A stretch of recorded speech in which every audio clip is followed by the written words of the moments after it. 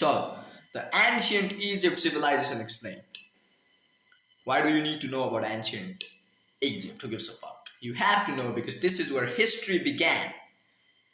This is literally the first time where humanity began and everything grew, agriculture, paintings, everything grew here.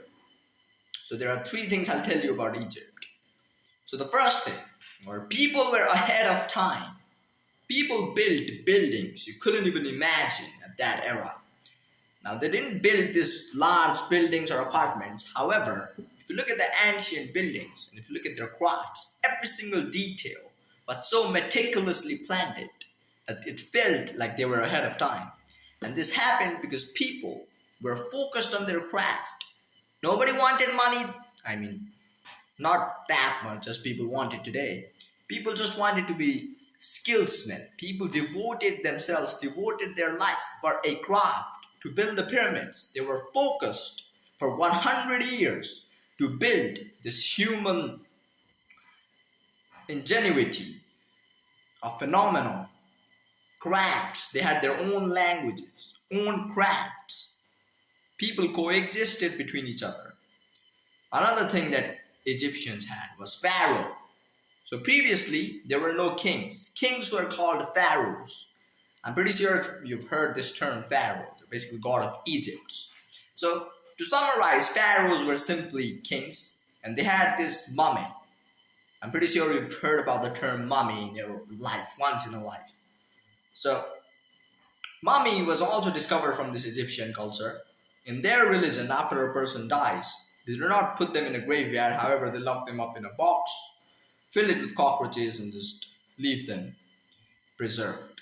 You can even find those mummies of pharaohs in ancient museums these days. So pharaohs existed. Pharaohs ruled the Egyptians. Pharaohs commanded the people, to build beautiful pyramids.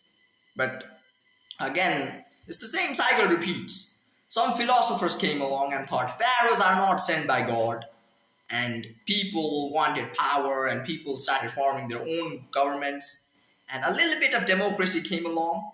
Pharaoh's power got weakened. But again, when people took over, there were so many conflicts. Then Pharaoh had to come back again. And then one day, Pharaoh was ruling Egypt.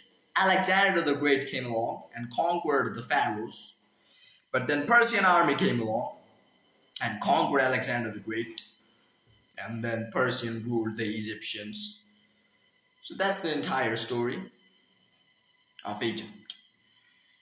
And now, bro, I missed the meticulous details, but this is all you have to know. First, there were, pharaohs.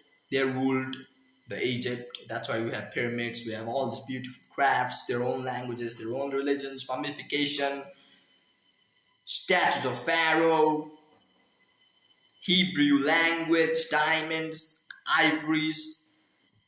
If you don't know what ivory is, it means bones of animals, which are used to make statues, chess pieces, something like that. So ivories, agriculture was at its peak. Society could coexist within each other.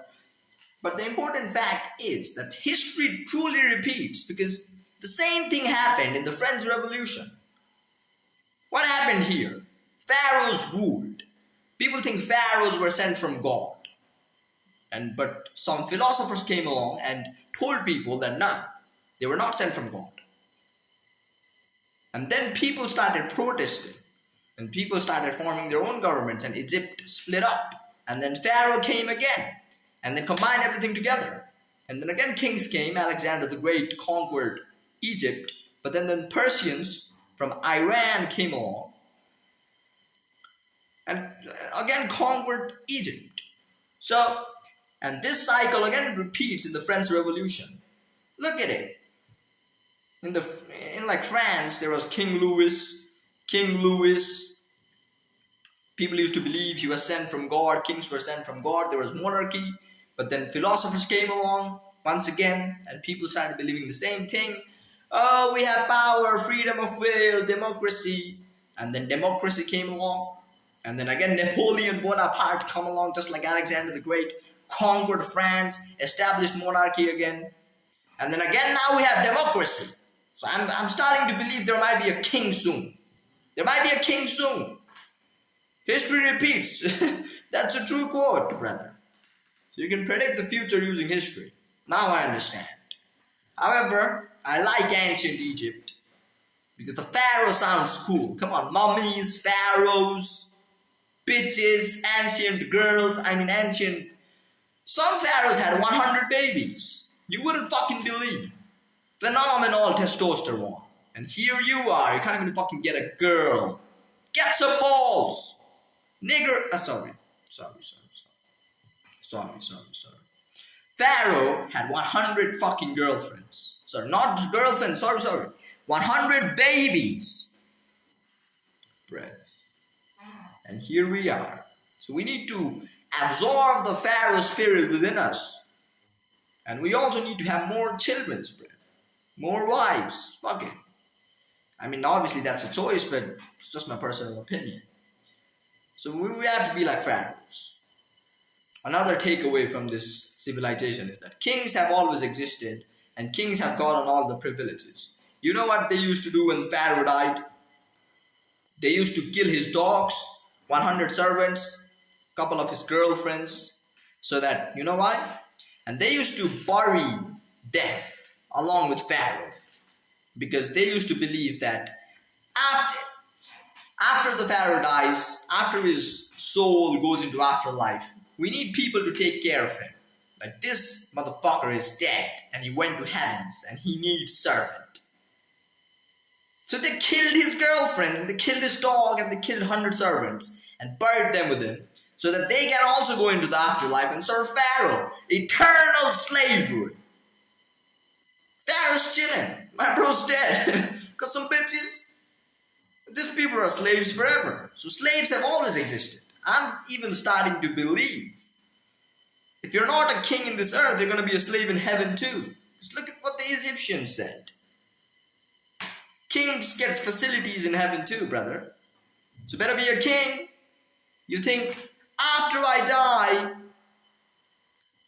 in heaven I'll be treated equally. No. Not according to the Egyptians. Not according to the Egyptian religion. So you better be a king. Your legacy will last even after death.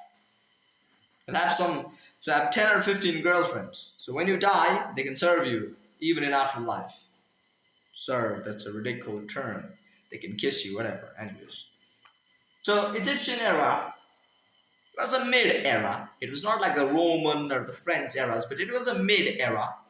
But it was a top-tier era, flagship era. In terms of development, in terms of poetry, in terms of kings, it was a fantastic era. The thing it was lacking in was military power. They used to believe too much in religion and all this afterlife crap. That's why they got conquered. Their military was not strong. They did not focus on battles, unification, poetry, craft.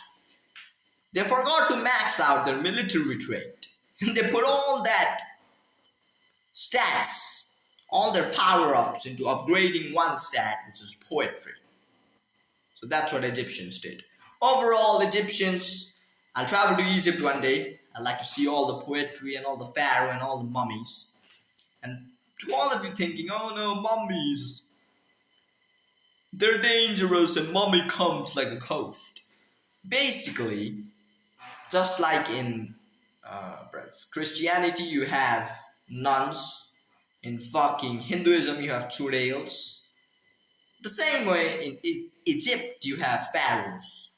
So not pharaohs, mummies. They're basically the ghost of Egypt. You could say it that way. So from a religious perspective, mummies might exist, but if you closely go to a museum and look at a mummy, it ain't surrounded in tapes. It's just a decayed body preserved from millenniums ago. That's it. So I'd rate Egypt a mid-era, but a top-tier era in terms of production. And also it gets a plus point because it was the first civilization. It was the Egyptian civilization. So yeah, cool. Tax, like another thing, people had to pay tax even in this era. So, Brad, you thinking tax is gonna go away? Fuck no. People used to pay taxes, even in this era, either to a king or to a government. So, yeah, that's it. Egyptian.